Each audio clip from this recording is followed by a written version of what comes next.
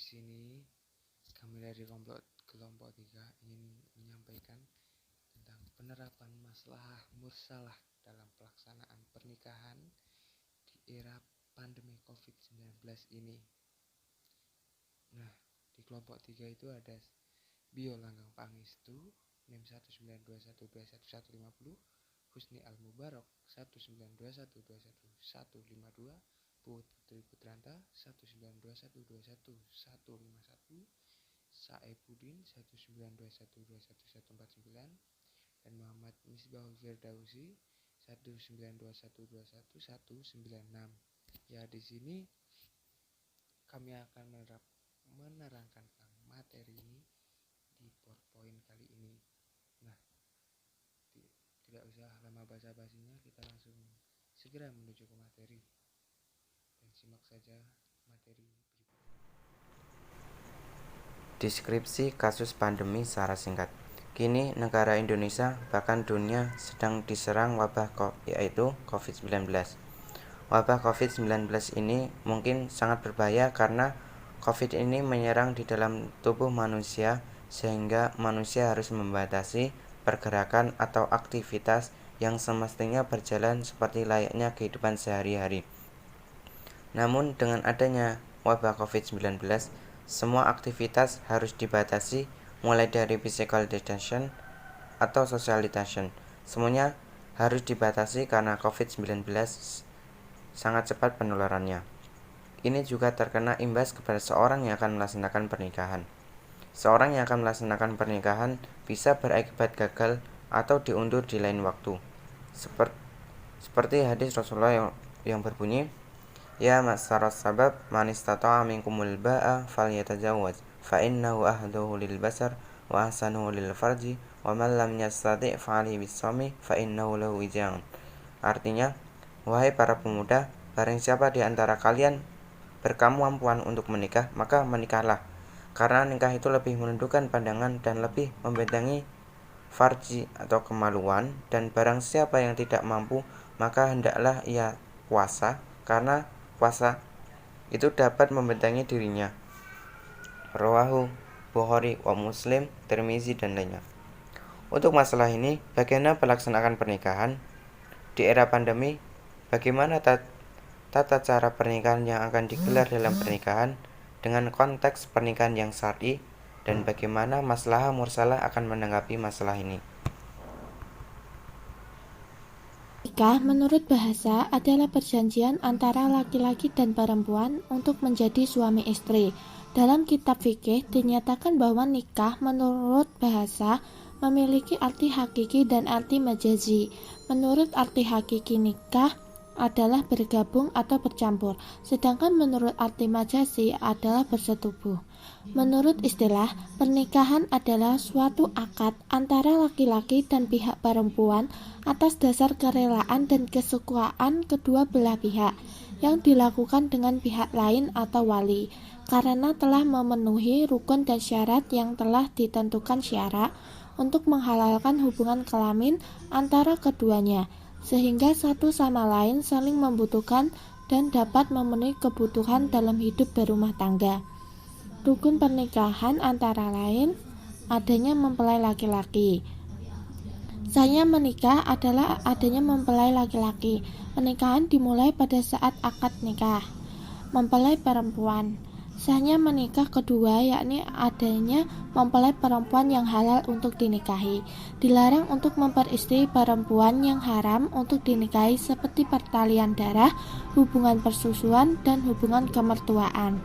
Adanya wali nikah. Wali merupakan orang tua mempelai perempuan yakni ayah, kakek, saudara laki-laki kandung, saudara laki-laki seayah, saudara kandung ayah, anak laki-laki dari saudara kandung ayah. 2 orang saksi. Menikah sah apabila ada saksi nikah. Tidak sah menikah seseorang bila tidak ada saksi. Syarat menjadi saksi nikah yakni Islam, balik, berakal, merdeka, laki-laki, dan adil. 2 orang saksi ini diwakilkan oleh pihak keluarga, tetangga, ataupun orang yang dapat dipercaya untuk menjadi seorang saksi. Ijab dan qabul. Ijab qabul adalah janji suci kepada Allah Subhanahu wa Ta'ala di hadapan penghulu, wali, dan saksi. Saat kalimat saya terima nikahnya, maka dalam waktu bersamaan dua mempelai laki-laki dan perempuan sah untuk menjadi sepasang suami istri. Syarat sah pernikahan.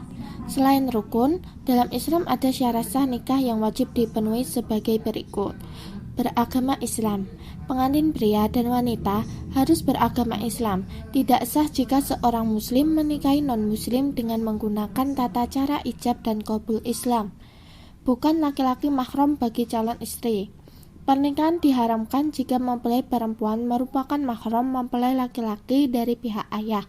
Periksa terlebih dahulu riwayat keluarga sebelum dilakukan pernikahan. Wali akad nikah. Wali akad nikah mempelai perempuan adalah ayah. Namun jika ayah dari mempelai perempuan sudah meninggal, bisa diwakilkan oleh kakeknya. Pada syariat Islam, terdapat wali hakim yang bisa menjadi wali dalam sebuah pernikahan. Meski demikian, penggunaan wali hakim ini juga tidak sembarangan. Tidak sedang melaksanakan haji. Syarat sah menikah berikutnya yakni tidak sedang berhaji. Seperti dalam hadis riwayat Muslim, seorang yang sedang berikhram tidak boleh menikahkan, tidak boleh dinikahkan, dan tidak boleh mengkhitbah. Hadis riwayat Muslim. Bukan paksaan. Syarat menikah terakhir yaitu menikah bukan karena paksaan. Pernikahan karena keikhlasan dan pilihan kedua mempelai untuk hidup bersama. Maslahah mursalah pada pernikahan di era pandemi. Di masa pandemi sekarang ini, jika dilihat dari segi maslahah mursalah tentang pelaksanaan pernikahan, tidaklah mengapa jika akan tetap melangsungkan pernikahan, karena maslahnya begitu besar. Dikatakan jika seseorang telah mampu, maka menikahlah. Menikah salah satu hikmahnya juga menjauhkan diri dari kerusakan. Dan juga dikatakan jika seseorang menikah, maka ia telah menyempurnakan setengah agamanya. Alasannya mengingat khitbah telah dilakukan dulu sebelum virus COVID-19 ini menyebar. Dan di dalam acara tersebut juga telah membahas kesepakatan untuk memilih hari yang tepat. Intinya semua sudah dipersiapkan, di mana akan dilaksanakannya akad pernikahan tersebut. Qadarullah, masa pandemi ini datang dan di hari atau tanggal tersebut belum juga selesai masa pandemi ini, dan kita pun tak pernah tahu kapan masa ini akan berakhir. Karena sunnahnya jika telah dilakukan khitbah, maka jangan terlalu lama jaraknya untuk melangsungkan akad pernikahan tersebut. Dari pemerintah sendiri melalui Direktorat Jenderal Bina Islam, Kementerian Agama Republik Indonesia telah mengeluarkan surat edaran nomor 6 tahun 2020 tentang panduan penyelenggaraan kegiatan keagamaan di rumah ibadah dalam mewujudkan masyarakat produktif dan aman dari COVID-19 di masa pandemi, dengan catatan tetap mematuhi protokol kesehatan pada umumnya. Jadi tak perlu cemas apakah akan melanjutkan pernikahan atau menundanya. Adapun untuk melakukan walimah yang di dalam Islam sendiri sangat dianjurkan.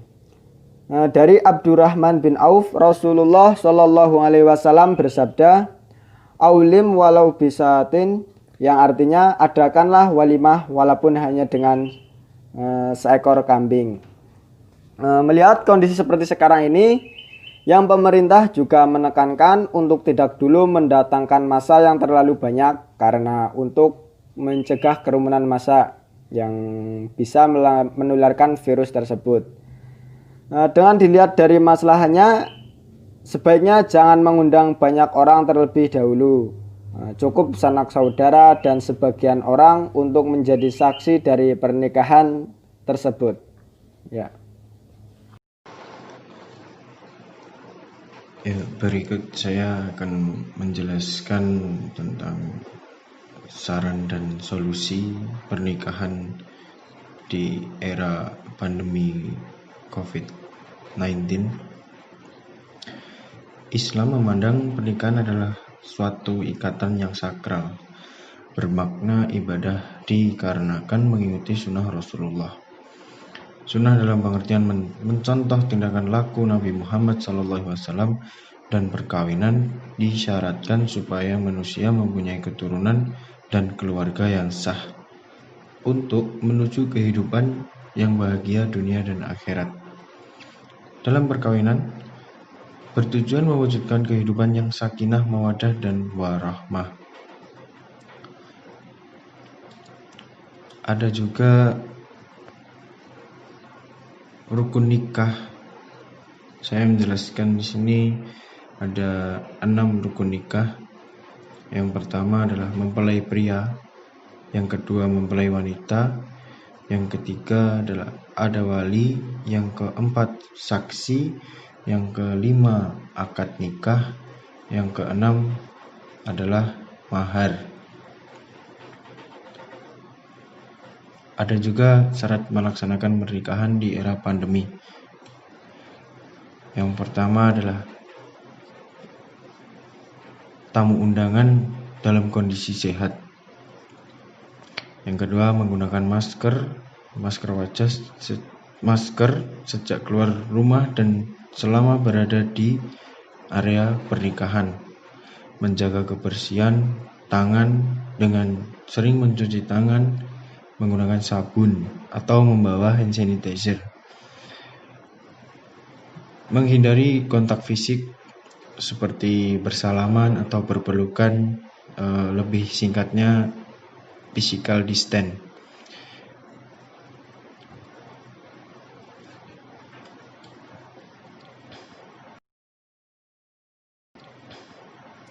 Jadi pelaksanaan akad nikah di KUA sesuai protokol kesehatan demi mengantisipasi penularan COVID-19.